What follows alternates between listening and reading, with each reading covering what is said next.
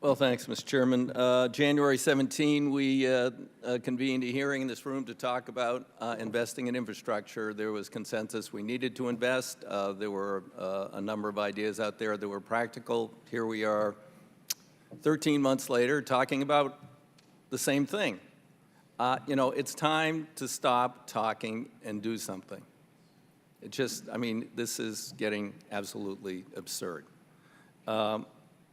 You know, as the chairman said, 31 states have raised substantial revenue, 24 just with gas taxes, others with a mix, like my state, with fees and taxes.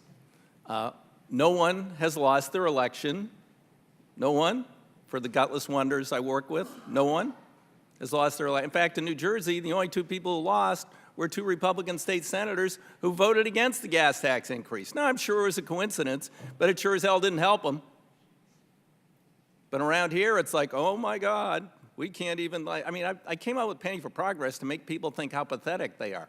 I say to them, you're going to lose your election if gas goes up 1.5 cents a gallon? It probably went up 2 cents a gallon while you were driving to work today because something happened in the Middle East or the oil companies needed more profits. 1.5 cents a gallon, borrow $500 billion, pay it back, no unfunded debt.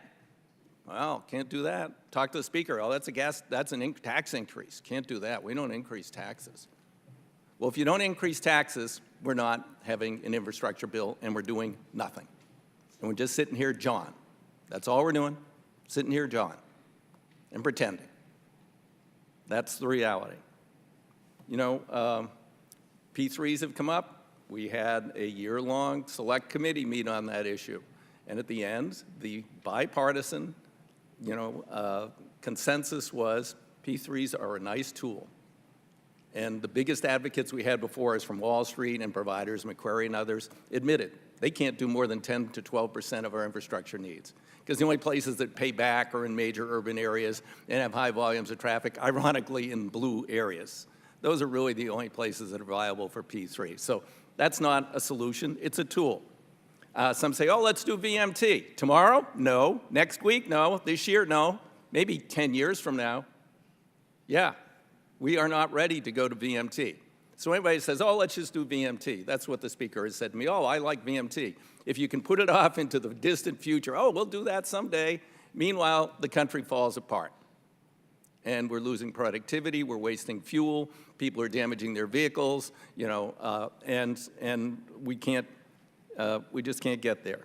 Now, we hear a lot about, oh my God, the magic solution is just to deal with the horrible delays with environmental reviews. All we have to do is get rid of NEPA and whew, we save more money than it could cost to rebuild the infrastructure. Really? No.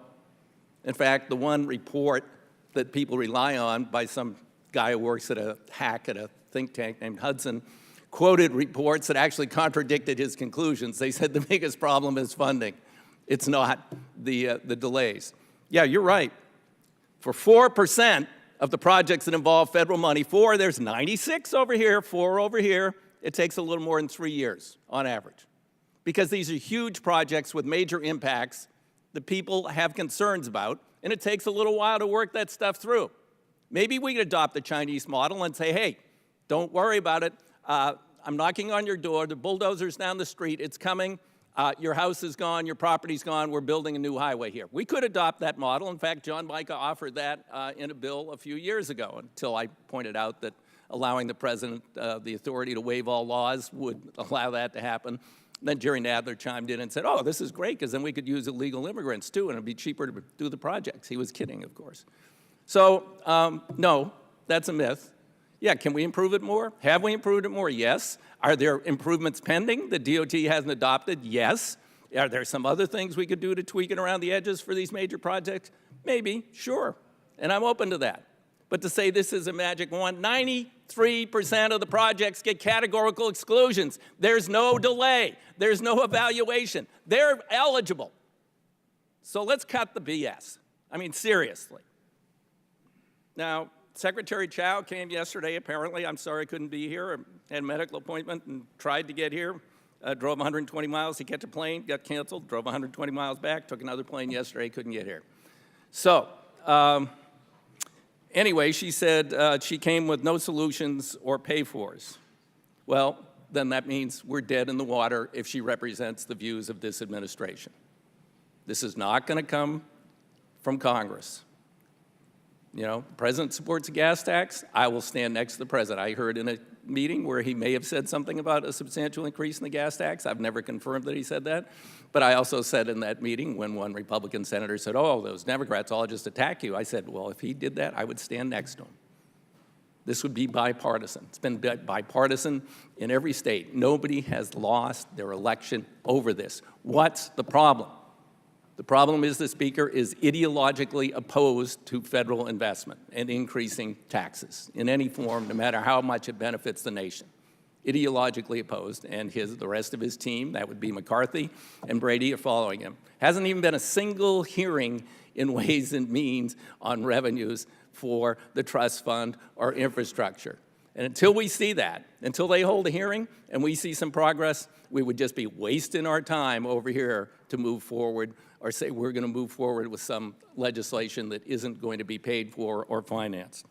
Now, we need presidential leadership. I agree with the chairman there. We need presidential leadership.